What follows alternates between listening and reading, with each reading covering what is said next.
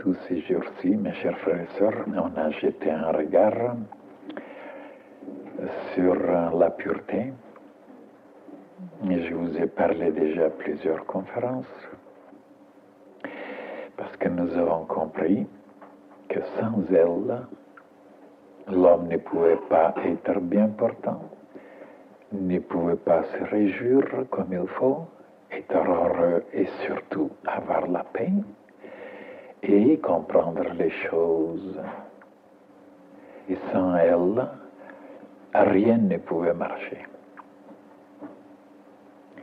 Que la moindre impureté dans le cœur, déjà la paix était partie. On ne pouvait pas avoir la paix quand il y avait une impureté quelque part dans les sentiments.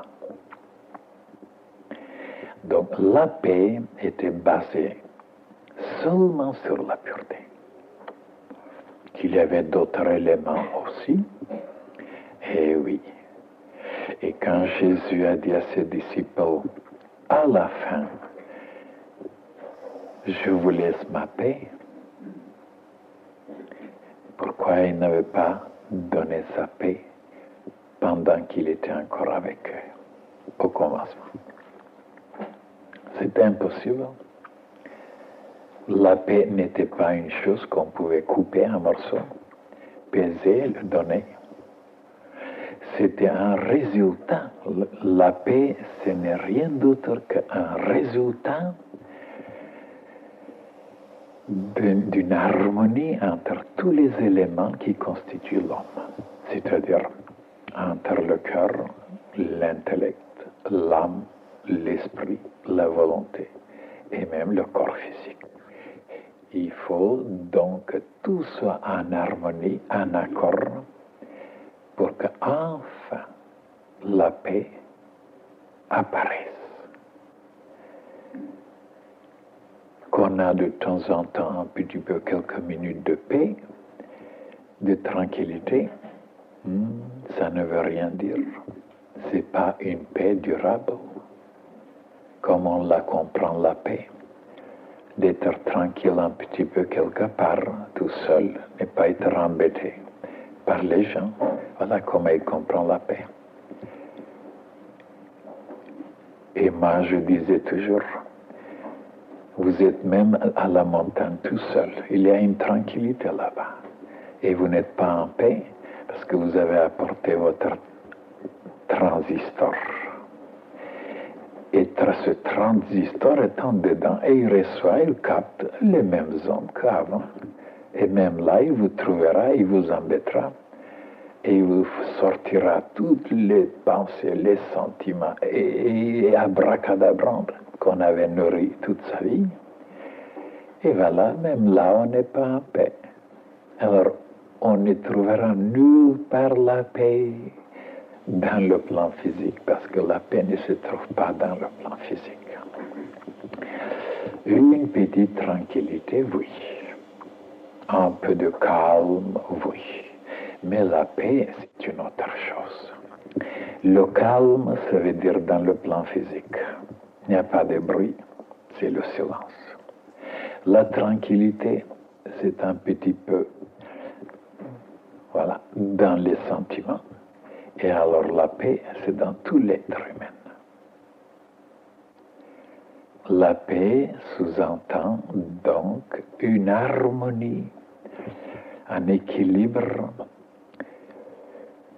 une correspondance extraordinaire, une entente, une consonance, si vous voulez, entre tous les éléments, tous les facteurs qui constituent l'homme. Et Jésus qui travaillait donc sur ses disciples pour pouvoir équilibrer, harmoniser leurs désirs, leurs pensées, leurs actions, leur volonté. Et à la fin, quand il a réussi, un petit peu, il a dit, bon, je vous laisse ma paix. Et avant, il ne pouvait pas. Donc la paix, c'est la dernière chose que le disciple peut acquérir. C'est la dernière chose. après beaucoup de tergiversations, après beaucoup de luttes, de bagarres, après beaucoup de batailles, de victoires, des chutes, des conquêtes en lui-même, à la fin, quand il arrivera à faire triompher enfin le côté divin sur toutes les vacarmes, sur toutes les révoltes, sur toutes les désharmonies, sur toutes les anarchies, alors de tous les facteurs, les éléments inférieurs, parce que le côté supérieur n'est jamais en désharmonie, n'est jamais en contradiction avec le ciel. Donc quand il arrivera à imposer, à triompher, à conquérir, à dominer, maîtriser tous les éléments qui sont rébarbatifs et anarchiques, et il peut à ce moment-là dire que j'ai trouvé la paix. Jusqu'à là, ce sera des étapes passagères. Des minutes délicieuses peut-être, mais qui ne dureront pas longtemps. Et c'est comme ça qu'on en voit beaucoup de gens qui disent « j'ai perdu ma paix, je l'avais, je l'ai perdue, de nouveau je l'ai rétablie, je l'ai perdue ». Non. La paix, la vraie, on ne peut pas la perdre. On ne connaît pas encore la vraie paix. La vraie paix, on ne peut pas la perdre. C'est une paix stable, durable et véridique. Il peut y avoir des toutes petites choses, des agitations, des troubles sur la surface, mais intérieurement, profondément, la paix est là. Comme dans l'océan, vous voyez, il y a toujours des vagues, il y a toujours des remue, mais au fond, profondément, il y a une paix. Alors, quand l'homme arrive à cet état, si vous voulez, très profondément lui-même, avoir déjà la superconscience, ou très haut, si vous voulez, être lié avec cette paix unique, divine, à ce moment-là, tout ce qui peut se passer à la surface, dans le monde physique, dans les événements, jamais ne peut atteindre cet état durable qu'il a réussi à obtenir. Il se sent, il se trouve déjà au sommet, dans une forteresse, comme il est dit. C'est lui qui demeure sous l'abri de très haut, demeure à l'ombre de Tout-Puissant. Et voilà, c'est la haute retraite. Où se trouve cette haute retraite? En arrivant jusqu'à là, elle se trouve dans le côté supérieur de l'homme, dans son moi supérieur. Quand on arrive alors là à habiter, à vivre, à penser, à sentir dans ce domaine le plus haut dans son être, là, il commence à sentir la paix. Et c'est une paix qui ne rassemble pas à toutes les autres quiétudes, comme on appelle. Je suis dans la quiétude, je suis dans la tranquillité, je suis dans le calme. Cette paix, c'est une chose divine, inexprimable. À ce moment-là, vous sentez toutes les cellules vibrer, tressaillir, même les pieds, même les entrailles, et une paix extraordinaire qui vous saisit dans tout votre être, cette paix-là. Non, c'est inexprimable. Alors donc, pour arriver à avoir ces états de la vraie paix, il faut travailler beaucoup, comprendre beaucoup, étudier beaucoup et remporter des victoires beaucoup. Sur ses désirs, sur ses pensées, sur ses gestes, sur toutes les choses qui se passent, mais tout d'abord, de comprendre.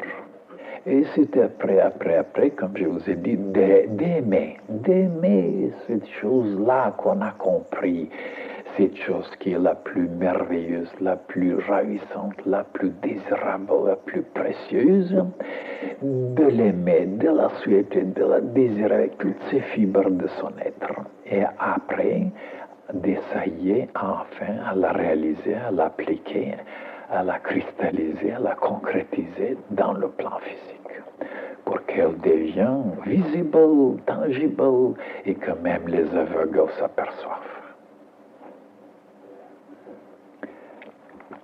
La paix, nous avons dit, que provenait d'une harmonie, d'une consonance absolue entre tous les facteurs, tous les éléments qui constituent l'être humain. Parce que la paix est liée avec le bonheur, donc le bonheur et la paix, c'est la même chose. On ne peut pas trouver le bonheur, on ne peut pas trouver la paix si on est toujours troublé, si on est toujours énervé, si on est toujours excité. Voilà, la pureté, c'était la base de toutes les acquisitions. Et maintenant, voilà, les vrais initiés, ils ont compris seulement une chose.